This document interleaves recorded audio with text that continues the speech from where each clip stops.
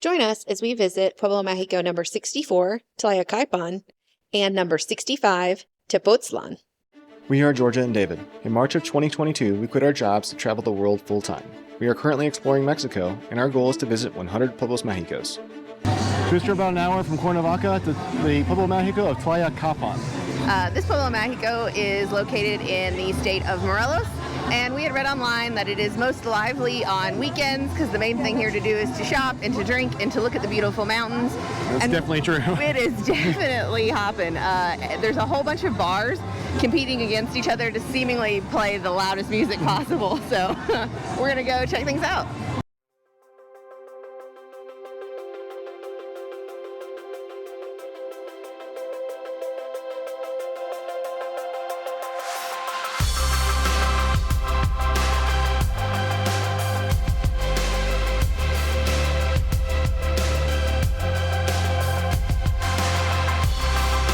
Well, it appears that this Pueblo Mágico is under construction.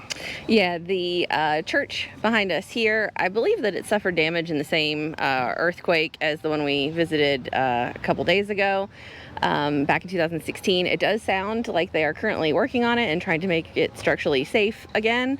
And then across the street is the main kiosco where the letters are, and it looks like that is currently being worked on as well. We'll see if we can get our picture, but it's not looking good right now.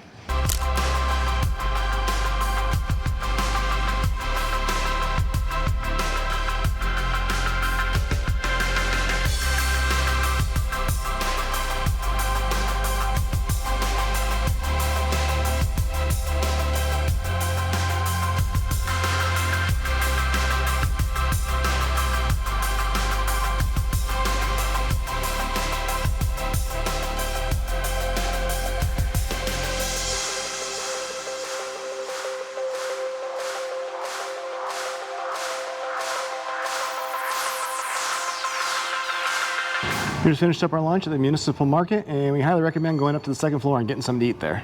Yeah, they have like a big kind of food court with a bunch of different stalls. The ladies kind of wave these little, I don't know, wands sort of in the air to try to get your attention.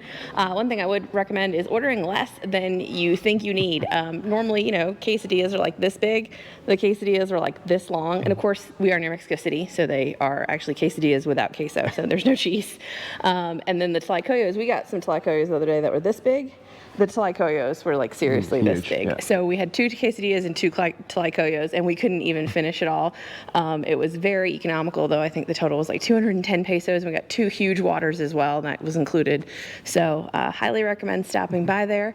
Now we are going around the edge of town checking out all of their capillas. This town apparently has 4 little chapels, one north, south, east, and west. So we're gonna continue to check them all out. I think this is north.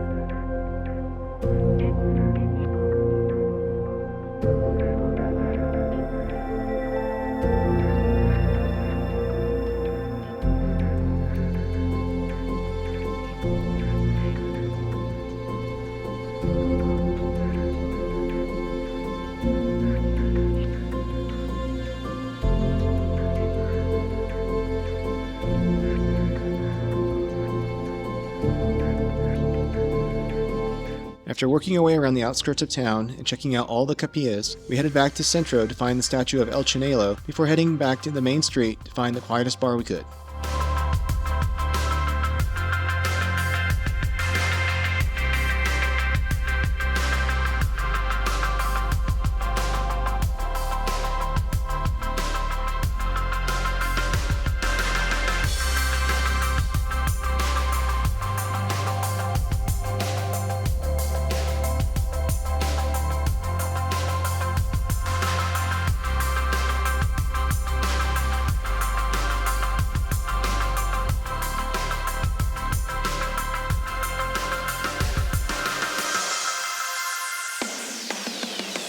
After enjoying some of the strongest cantaritos we may have ever had, we continued down the main road, admiring the various artesanías.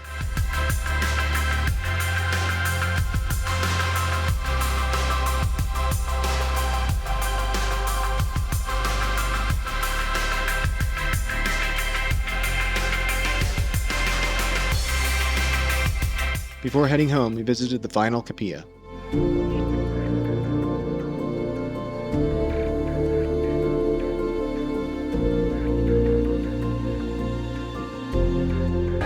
Drove about 40 minutes from Cuernavaca to the Pueblo, Mexico of Tepoztlán.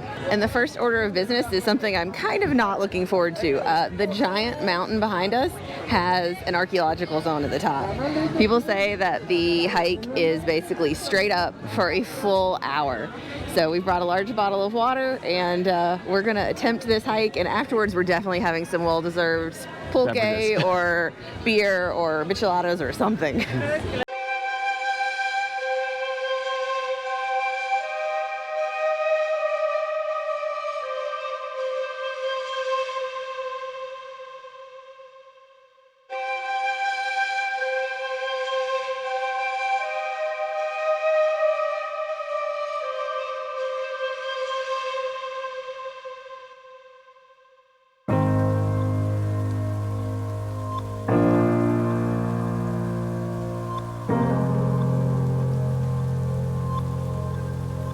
So we finished up walking past the little stores, we're starting our ascent, and we started the timer to see how long it takes us. One thing to note is we are here on a Sunday, so things are super busy, but also entry for us as well as other Mexican nationals is free. Normally it is 90 pesos per person.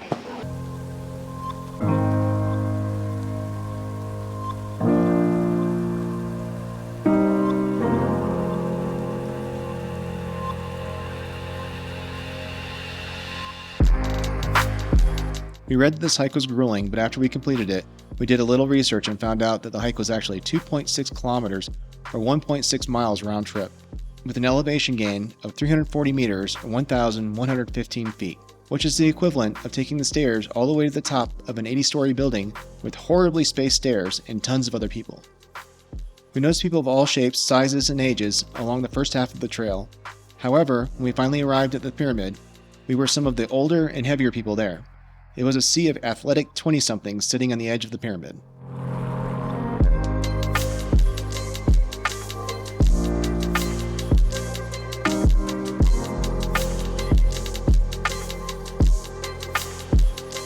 All right, so an hour and 10 minutes later, we finally made it. This was a hike. I can't stress enough, if you have mobility issues, Don't even try it. Yeah, it is not for the faint of heart. We did hear that a lot of people don't make it to the top. Although I did see a pregnant lady do it, so I was like super impressed with that because she looked like she was like 8 months. So Well, the good more thing power is, to her. The good thing is the ticket booth is at the very top, so if you don't make it, you don't have to pay. I've never been so proud to show the residency tickets and be like, I did this and it's free.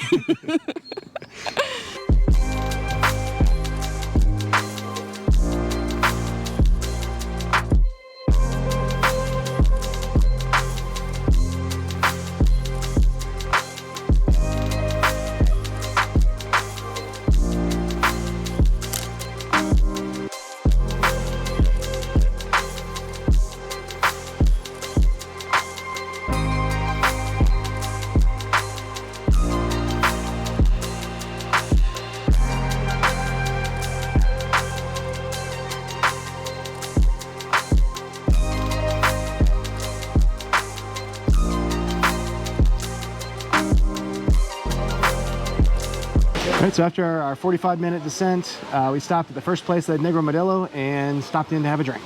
Yeah, we definitely needed some rehydration. Yeah. That was pretty tough coming down, just because your legs are kind of jello after the hike up. Yeah. And also there was a lot of traffic, so there was a lot of pausing and waiting. We obviously could have come down a little bit faster, except for there were a ton of people trying to get up. Right. And there are only so many navigable paths that you can take. So highly recommend doing this early. We heard that the pyramid itself actually closes at 3.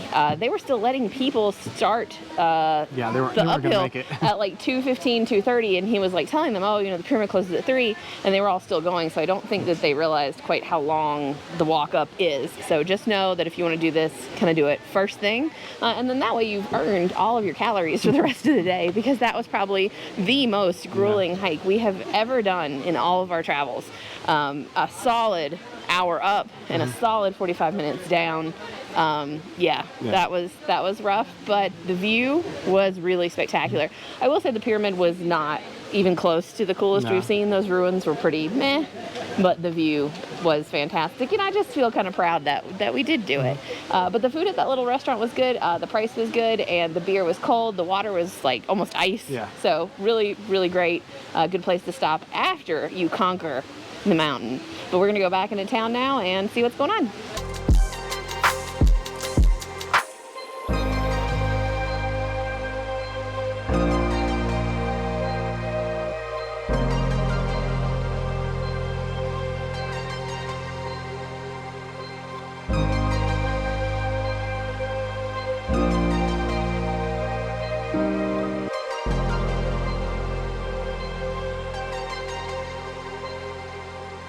The colorful main street was now packed with people enjoying various beverages purchased from the numerous stalls lining the streets.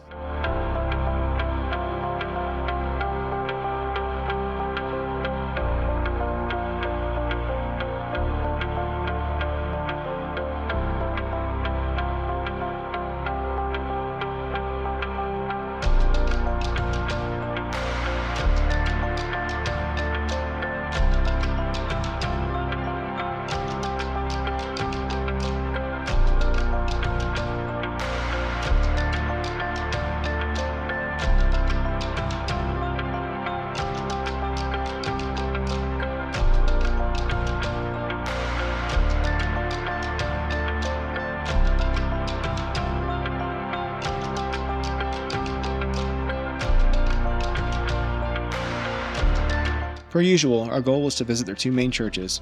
Between the 2, we found the town letters and took the opportunity to take a photo.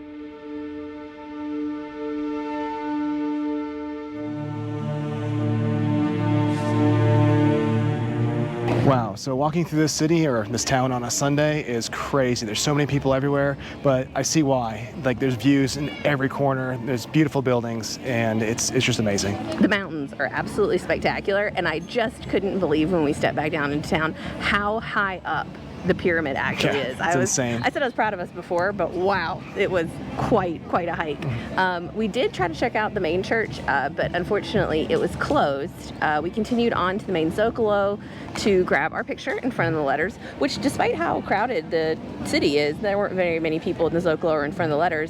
And then we came into a little area that they had a tent set up in that main square where they were doing some like traditional dance and traditional costumes. So we watched that for a little while, and now we are at the main Ex-convento, which I had seen online had been severely damaged in the 2017 earthquake that had affected most of the Pueblo Mágicos around here, and that it was closed, but it isn't, it's open. So we're gonna go inside and check out the church and then head next door to check out the Ex-convento.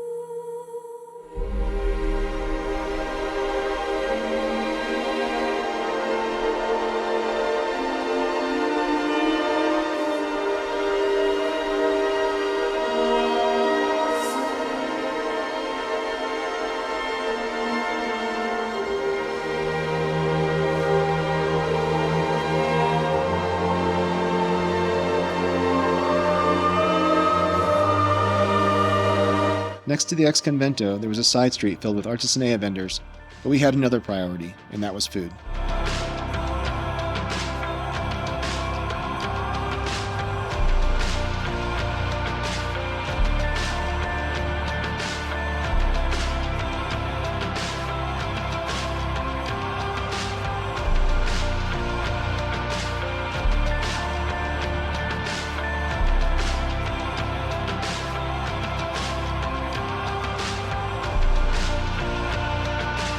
We decided to eat at a barbecue joint that seems to be owned by a local biker gang. The food was great, and we enjoyed the quiet atmosphere. Afterwards, we figured we had a few more calories left in our budget, so we headed on to our final stop.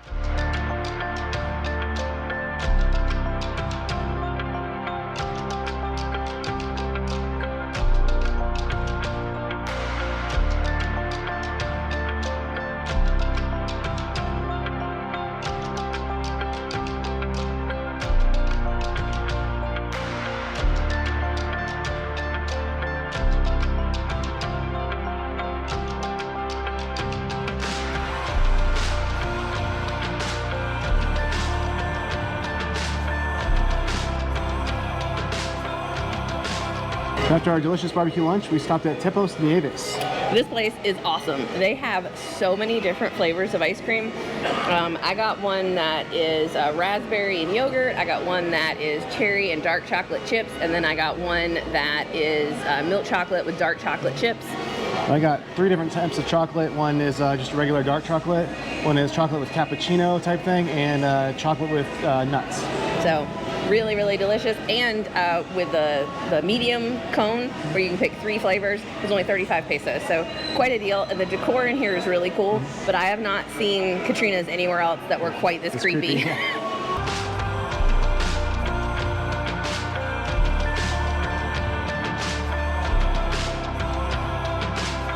Thanks for watching, and as always, if you have any questions, comments, or suggestions, please leave them down below. If you haven't already, check out last week's video where we visit Metepec and Malinalco.